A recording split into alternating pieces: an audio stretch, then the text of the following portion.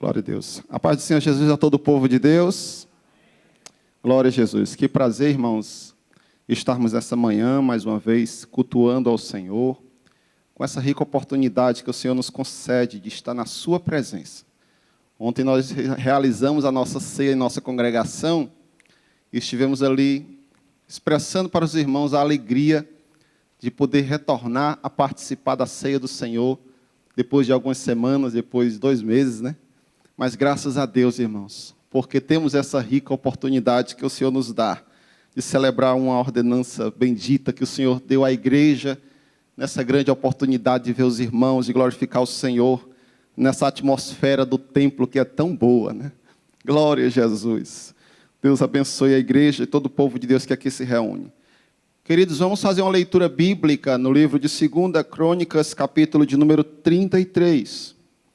Hoje nós estamos com esta responsabilidade de ministrar a palavra do Senhor. Para nós é um prazer, irmãos, uma oportunidade que no nosso coração há um sentimento de graça muito grande. Deus abençoe o pastor, meu pastor, pela oportunidade que temos.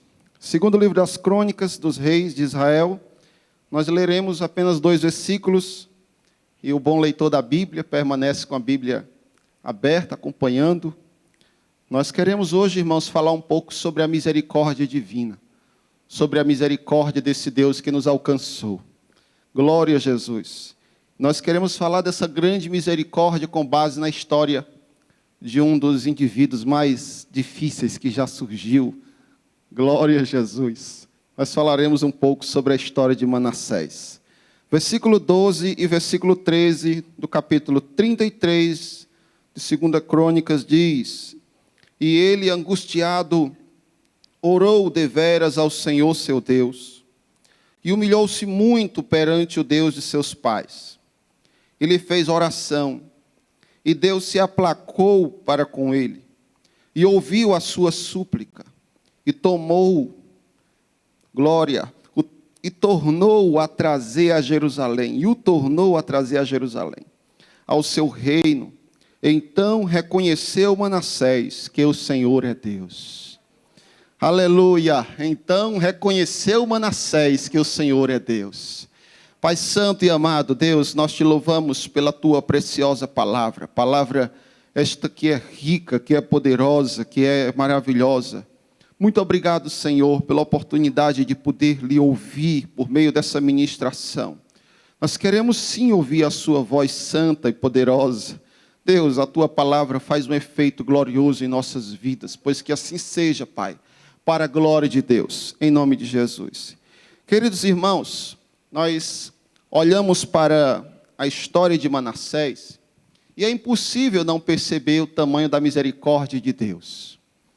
E pensando sobre essa misericórdia, eu lendo este livro, lendo essa história que é pequena, uma história curta, contada no capítulo 33 desse livro, e contada também no 2º livro dos Reis, no capítulo 21. É uma história curta, mas uma história marcante para todo o povo de Deus, porque é uma história marcada pela misericórdia em meio à maldade, em meio à crueldade, em meio à perversidade, à impiedade de um homem que simplesmente na sua vida decidiu ignorar o Deus de seus pais, o Deus de seu povo. Manassés, irmãos, ele é um dos personagens que vale a pena a gente conhecer um pouco de sua história. A Bíblia diz que ele começou a reinar com 12 anos de idade, era ainda um meninão, era filho de um dos reis mais importantes de Judá, o rei Ezequias, e até mesmo o próprio nascimento de Manassés já é um ato da misericórdia divina, porque ele é aquele tipo de gente que não era para ter existido. E não é, irmãos, assim, espiritualizando nada, mas é que quem conhece a história sabe que certo dia o profeta Isaías chega para o pai dele, rei Ezequias, e disse o seguinte: olha, põe a sua casa em ordem, porque certamente você morrerás e não viverás. Ora, o rei Ezequias entrou em desespero, que não queria morrer. Quem quer morrer? E ele ali se curvou diante do Deus vivo, logo que o profeta saiu, e pediu a Deus a oportunidade para viver mais alguns anos. E o Deus de misericórdia, gente, Ele é um Deus incrível. O profeta Isaías mal chega na esquina e Deus já diz, volte lá e diga para o meu servo que lhe darei mais 15 anos de vida. Aleluia. E assim o profeta chega lá, deixa claro que Deus o ouviu e lhe daria mais 15 anos. Um sinal da misericórdia divina. E foi exatamente nesse processo de acréscimo de anos, que resultante da misericórdia de Deus, acontece também algumas coisas desagradáveis nesse período de 15 anos. Que uma dessas coisas desagradáveis foi que 3 anos depois nasceu o menino Manassés. Coitado de Judá. Nasceu uma criança que ninguém imaginava como se tornaria um homem tão mau, um homem tão cruel. E com 12 anos de idade, ele assumiu o reinado. A Bíblia diz que é um dos reis que mais perdurou no trono, 55 anos de governo em Judá. 55 anos, irmãos, marcados pela maldade, pela crueldade, pela impiedade. Interessante a gente ler o texto no capítulo 33, porque o capítulo 33 nos diz que Manassés ele fez o que era mal aos olhos do Senhor. E a Bíblia Sagrada nos mostra que todo o mal que ele fez não simplesmente a exemplo do seu pai, que era um homem cheio de altos e baixos, como alguns outros reis. Não, irmãos, o Manassés, o mal que ele fez foi a exemplo dos pagãos que não conheciam a Deus. Ele promoveu novamente toda uma idolatria que o seu pai já tinha abandonado, já tinha combatido. O versículo 3 deixa isso muito claro. E isso é tão forte, queridos, ver o finalzinho do versículo 3, dando um destaque tão triste, dizendo que o Manassés, ele se prostrou diante de todo o exército dos céus e o serviu. O que isso quer dizer? Isso quer dizer que ele foi um grande idólatra. Quando se fala em exército dos céus, está se referindo à grande idolatria pela qual ele se envolveu. Ele idolatrou vários deuses. O Manassés, gente, é aquele tipo de gente que sabe que Deus existe, mas ignora. Manassés, ele não era um ateu. Manassés, ele era alguém que sabia, mas ainda assim ele preferiu adorar a deuses estranhos, como diz o profeta Jeremias. É aquele tipo de gente que deixa águas vivas, deixa a fonte de água limpa e vai preferir se saciar em águas rotas, águas sujas, águas imundas, água impura. A Bíblia diz no versículo 4 e 5 que ele profanou o templo do Senhor. E aqui, irmãos, o currículo dele só piora. Porque a Bíblia vai mostrar que ele se distanciou tanto de Deus, que ele se tornou, irmãos, assim, quase que um verdadeiro alienado, sabe? Alguém que se distancia de tal modo que é aquele tipo de gente que diz assim, esse aí não tem jeito não, esse aí já nasceu torto, esse aí tudo que faz é torto, esse é ruim, esse é cabra ruim. É uma desgraça. Pois é, gente. O que o Manassés, ele transparecia através do seu mau comportamento, da sua má conduta diante de Deus e diante do povo que Deus lhe deu o benefício de pastorear na função de rei, de líder de uma nação. Gente, ele simplesmente se isola de uma adoração perfeita, de uma relação de comunhão, de fidelidade. Ele foi tão idólatra, tão alheio às coisas do Senhor, que a Bíblia diz que ele foi capaz de sacrificar os seus próprios filhos no fogo da idolatria. Você sabe o que é um pai? Ter coragem de pegar os seus filhos, suas crianças, irmãos. Quem tem criança sabe disso. Ele pega as suas crianças e para homenagear uma divindade pagã, ele tem coragem de olhar para o fogo estranho de uma divindade maldita, e pegar os seus filhos amados e entender que aquilo era um gesto precioso de adoração a ser feito. E ele incorre na infelicidade de lançar os seus filhos no fogo, com o coração de adoração, mas uma adoração pervertida, uma adoração diabólica, posso até assim dizer. Jogou os seus filhos no fogo, envolveu-se na idolatria. Olha o versículo 6 e veja. O versículo 6 diz que o Manassés, ele se envolveu com adivinhação, com agouro, com feitiçaria, com encantamento. Irmãos, o currículo era feio. Ele não é simplesmente alguém que se envolve com uma prática de magia negra. Ele se envolveu com tudo aquilo que era possível de ruim de se envolver no que diz respeito à idolatria. E o que é mais triste ainda, irmãos, é que a Bíblia ela não esconde que ele fez isso. Ele fez muitíssimo mal aos olhos do Senhor. E o versículo de número 6, o finalzinho, diz que ele fez assim para o provocar a ira. É por isso que não dá para acreditar que o Manassés era alguém que não acreditava em Deus.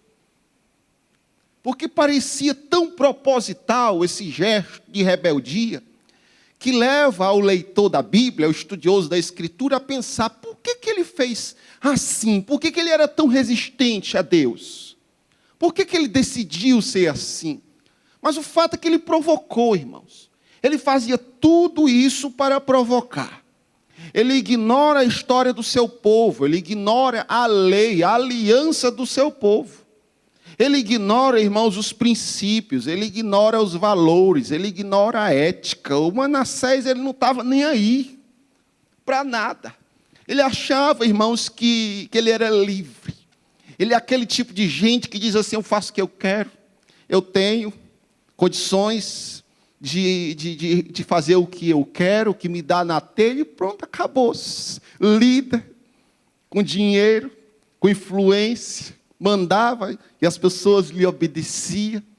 Quando a gente lê o capítulo 21 de 2º livro dos Reis, no versículo 10, diz que o Manassés, além de tudo, ele foi um grande assassino. Derramou muitíssimo sangue, irmãos. Um homem cruel, mas tão cruel, que a história, não é a Bíblia quem diz, mas a história extra-bíblica relata que ele foi o autor da morte do profeta Isaías. Existe uma lenda judaica, existem escritos históricos judaicos que dizem isso. Que o profeta Isaías, profeta messiânico, um dos homens mais sagrados da história, mais santos da história da Bíblia Sagrada. Ele foi perseguido, irmãos. E ele foi cerrado ao meio. E olhe que foi o conselheiro do seu pai. E olhe que o profeta era boca de Deus para a nação. Mas ele, irmãos, ele não tinha receio algum de se era servo de Deus, se era profeta, se era escriba, se era sacerdote. Ele é aquele tipo de gente, irmãos, que se sente dono de tudo, se sente livre para tudo. Aquele tipo de gente, irmãos, que completamente alienado. É uma infelicidade esse tipo de mau caminho. Algum poderia até dizer numa gíria mais popular, ele estava brincando com a sorte, não sabia. Mas não é uma mentira, não. Ele estava acumulando juízo sobre si. Juízo sobre juízo, mal sobre mal. E o pior de tudo é que esse tipo de gente que faz o que fez, o profeta, o rei Manassés, ele acaba por influenciar outros. E a Bíblia diz que ele promoveu o mal. Ele promove o mal em Judá de tal forma, irmãos, que na sua impiedade, ele é exemplo de impiedade, ele estimula a nação inteira a seguir a sua impiedade, ao seu impiedoso caminho, à sua loucura religiosa, ou seja, lá em que âmbito você imaginar. Aí alguém questiona o seguinte: onde é que estava Deus em tudo isso? Isso não se refere ao povo judeu, ao povo que Deus tinha uma aliança. Aquele trono não era o trono de Davi. Por que Deus permitia toda essa situação? Aí, irmãos, é onde entra uma história chamada misericórdia. Que a misericórdia divina, gente, é algo incompreensível. A primeira frase de um dos hinos que a irmã cantou aqui foi: eu não consigo entender o que eu fiz para merecer. E é uma grande verdade, mas não vai entender nunca. Não vai entender nunca, porque não há merecimento, não há mérito que nos faça concluir de que merecemos perdão, merecemos bem, merecemos estar aqui. Ninguém é tão bom para isso.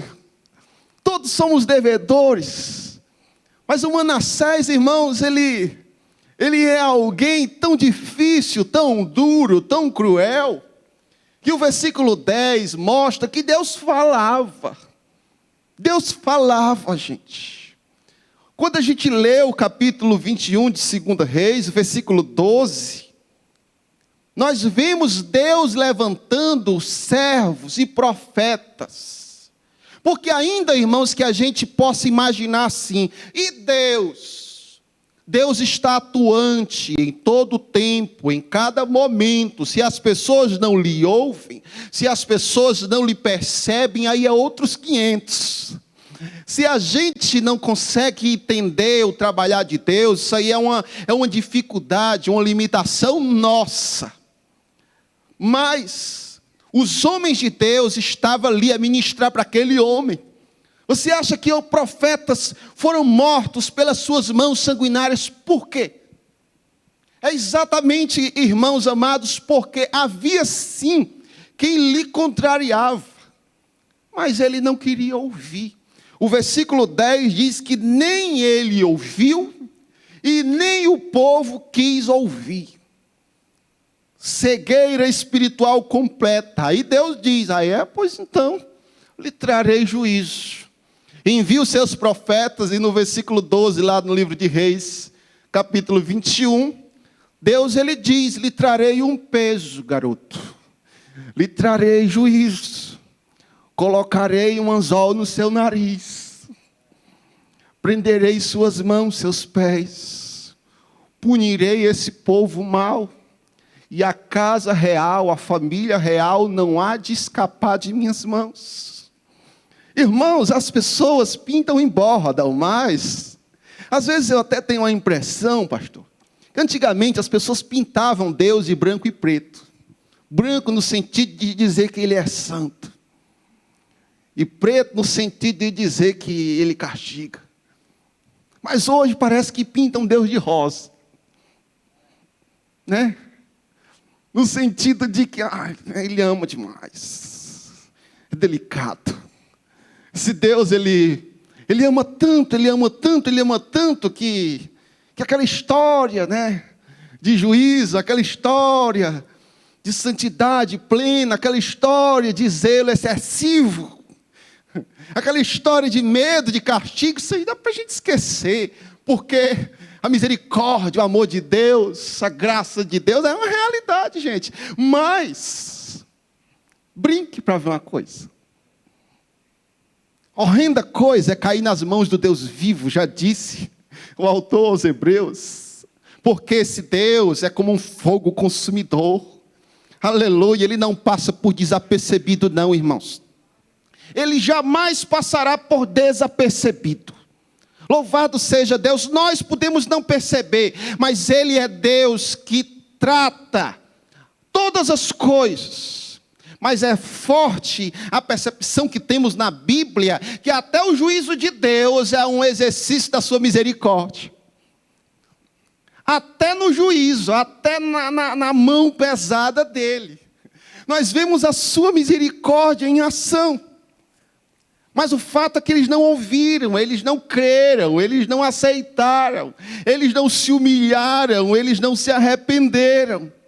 O que nós vemos na Escritura aqui é que a geração de Manassés rejeitou a oportunidade de mudar. A oportunidade estava lá. Eu lembro-me perfeitamente que na minha adolescência, minha vozinha dizia assim, crente, ela dizia assim, meu filho, quem não vem pelo amor, vem pela dor, meu filho. E eu acreditava nessa história de dor, porque às vezes a gente, irmãos, acha que isso é uma bobagem, que isso não vai acontecer. Mas, irmãos, se perguntasse aqui, quem de vocês tem essa sensação de quão importante foi o aperto na vida para nos fazer se render aos pés do Senhor? Eu tenho certeza que muitos levantariam e diriam assim, eu sou. O fato, irmãos, é que a dor estava chegando sobre a casa de Manassés. Veio o peso, vem a punição, vem a prisão. Você sabe o que é que se passa com Manassés? O Manassés, irmãos, ele foi atacado, veio os assírios. E uma das pessoas que eles fizeram questão de prender foi o rei Manassés. Era o plano de Deus. Enjaularam Manassés, o rei livre, agora era um rei preso. O homem que fazia o que dava na cabeça, que fazia tudo o que queria, agora a Bíblia diz que ele estava enjaulado. A Bíblia diz que ele estava enjaulado que nem bicho, irmãos, acorrentado mão e pé. A versão NVI diz que ele estava com um gancho no nariz, mas a Bíblia, a versão ARC que nós estamos lendo mostra que além de prender com grilhões, ainda o cercaram de espinho. Imagine, irmãos, uma situação de um camarada dentro de uma jaula, amarrado mão e pé, arrodeado de espinho, que não dá nem para se mexer para um lado e outro. O estreito. Aqui é onde o pentecostal, ele diz assim, o estreito foi grande. Irmãos, porque Deus, ele sabe como tratar com cada um. O Manassés estava rendido. Agora alguém pode olhar e dizer assim, foi-se a história de mais um rei. Acabou. Manassés foi-se uma história de um rei mal punido pela mão de Deus. O Manassés estava rendido agora, irmãos, sem jeito, caminhando rumo à sua própria morte. Acabou. Aí é onde entra, irmãos, uma lembrança bendita, que muda a história, até do mais vil e mais miserável pecador. A Bíblia diz que ele lembra-se do Deus de seus pais. A Bíblia diz, amados irmãos, que em meio àquela sensação angustiante, aquele sentimento de pavor, a Bíblia diz que ele ora com sinceridade, não mais a Moloque, não mais a deuses estranhos, mas ao Deus de seus pais. Ele ora com toda a sinceridade do seu coração. Eu fico tentando imaginar aquela cena, gente. Manassés ali preso, totalmente acuado, totalmente incapaz. Aleluia! Mas orando, buscando a misericórdia divina de todo o seu coração. Aleluia!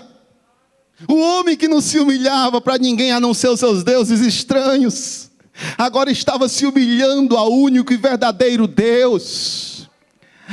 Meus queridos, ele estava orando, ele estava humilhado perante o Deus de seus pais. Ele estava lá nessa contrição. E o que é incrível, irmãos, é a gente ver a resposta da Escritura, que diz que Deus, ele se aplaca da situação, a sua ira, ele se compadece do Manassés. A palavra de Deus, irmãos, nos diz que Deus o ouviu. Deus o ouviu. Deus o ouviu, talvez você não ouviria.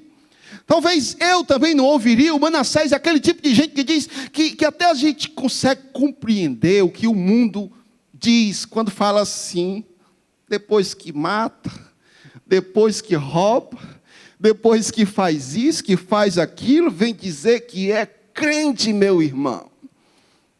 Eu não acredito nessas histórias. Pois é, o pecador não entende, muitas das vezes, nem o crente entende. O tamanho da misericórdia desse Deus grande e poderoso. capaz de se compadecer de um mais vil pecador, a exemplo do rei Manassés. Essa misericórdia, irmãos, é maior do que qualquer misericórdia que esteja no coração do homem. Esse Deus, ele é assim. Louvado seja Deus, por causa que as misericórdias do Senhor, como diz em Lamentações 3:22, são a causa de não sermos consumidos. Alguém pode perguntar por que Manassés não pereceu? Por causa da misericórdia. Aleluia. Alguém se pergunta, irmãos, por que eu não pereci? Por causa da misericórdia. Por que eu estou aqui? É por causa da misericórdia. Louvado seja Deus, porque esse Deus é Deus de misericórdia. Quem pode glorificar ao Deus de misericórdia, irmãos? Ele deu oportunidade a Manassés, foi misericordioso para com ele. Você sabe o que é misericórdia? Misericórdia, meus amados irmãos, é você ser tratado. É você ser tratado com solidariedade, com compaixão, apesar do mal que fez. Aleluia. Você merece castigo, merece perdão, recebe perdão. Merecia a morte, recebe vida. A Bíblia diz em Efésios 2:4, irmãos, que Deus, ele é riquíssimo em misericórdia. E nos amou, estando nós mortos em delitos e pecados.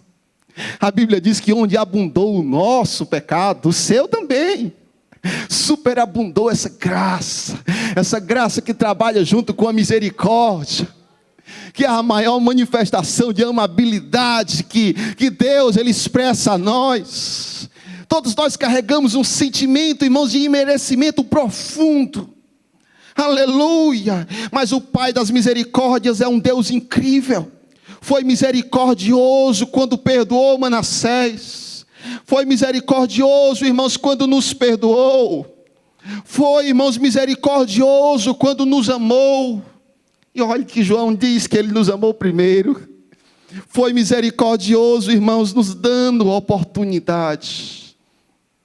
Ah, gente, está aqui, irmãos, servir ao Senhor. A Bíblia diz que todos nós andávamos desgarrados como ovelhas. Cada um se desviava pelo seu próprio caminho. Loucura total. Isaías 53:6. Mas o Salmo 100 diz que Ele nos fez povo seu, ovelha do seu pasto. Quem tem o sentimento, irmãos, de que foi alcançado pela misericórdia de Deus, não tem nem por que se orgulhar. Não tem nem por que dizer assim: eu sou, eu posso, eu tenho, eu faço.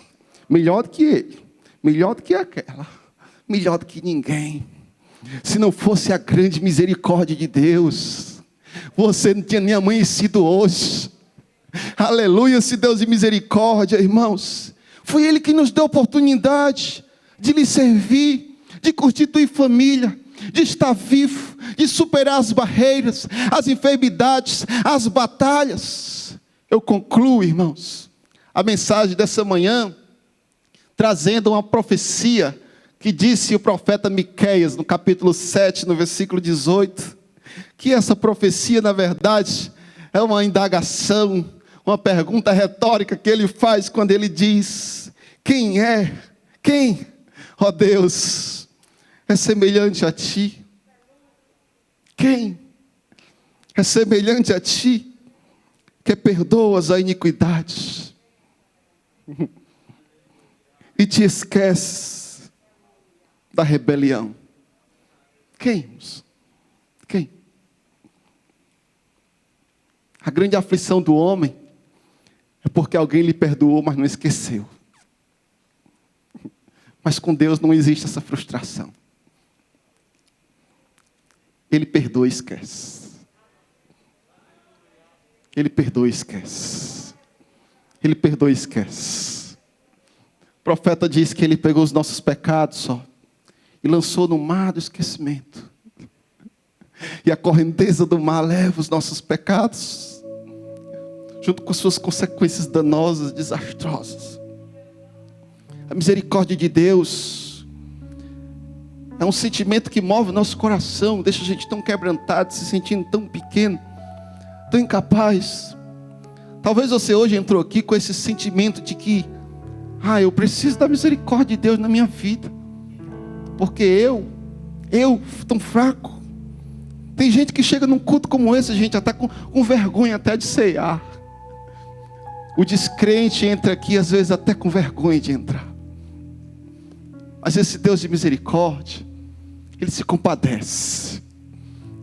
Se você chegou aqui com esse sentimento, você pode fazer o que o Davi fez no Salmo 51.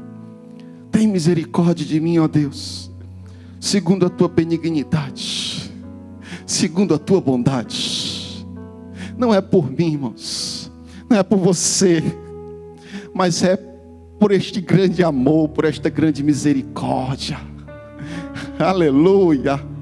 Aleluia, aleluia, aleluia, aleluia. Que você possa glorificar a Deus por sua grande misericórdia.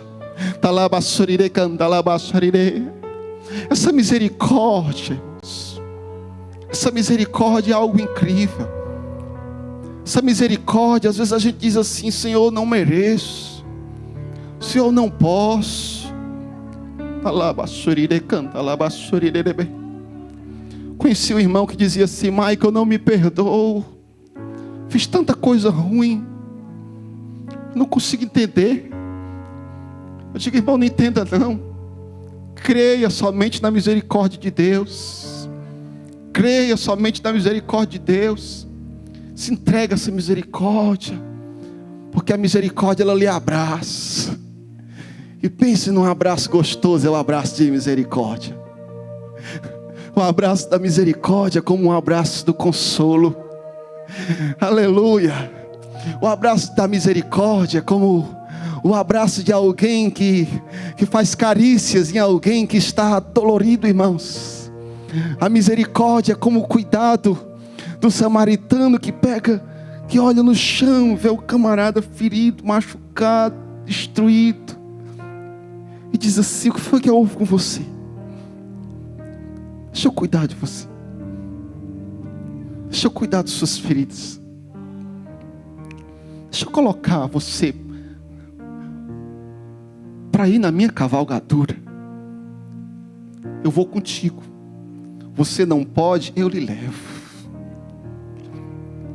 Você não tem como, mas eu tenho como. Cuidarei de ti.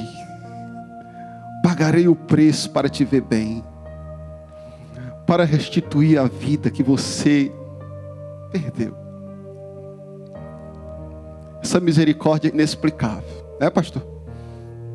Uma misericórdia, irmãos, que nos leva a servir a esse Deus com um coração contrito, quebrantado.